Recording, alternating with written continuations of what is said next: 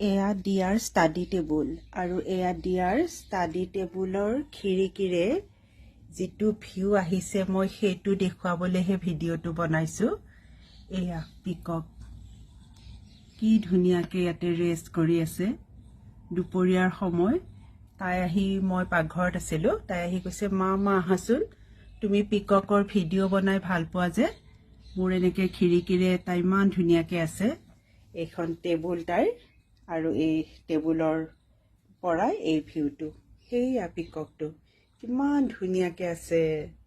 এনেকৈ আমি ঘৰৰ ভিতৰৰ পৰাই এতিয়া ময়ূৰ দেখিবলৈ আৰম্ভ কৰিছোঁ। বহুত বেছি আহে আজিকালি আৰু ময়ূৰ ইমান আছে কাৰণে ইমান গছ গছনি আছে যদিও তাৰমানে সাপ নাই, সেইটো এটা বৰ ভাল লগা কথা।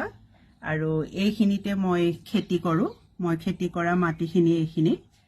এইফালে আমাৰ এয়া আৱাসিক কলনীটো আৰু এয়া দিয়াই গৈছে মা চোৱা মোৰ পৰীক্ষা চলি আছে আৰু পিককে মোক ব্লেছিংছ দিবলৈ আহিছে। ময়ো ভিডিঅ'টো বনাই ৰাখিলোঁ, পাছত চাইও ভাল লাগিব।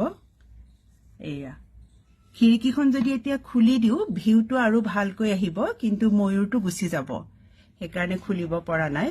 কিমান ভাল লাগে নহয়নে? এনেকৈ খিৰিকীত পৰাই আমি দেখি আছোঁ।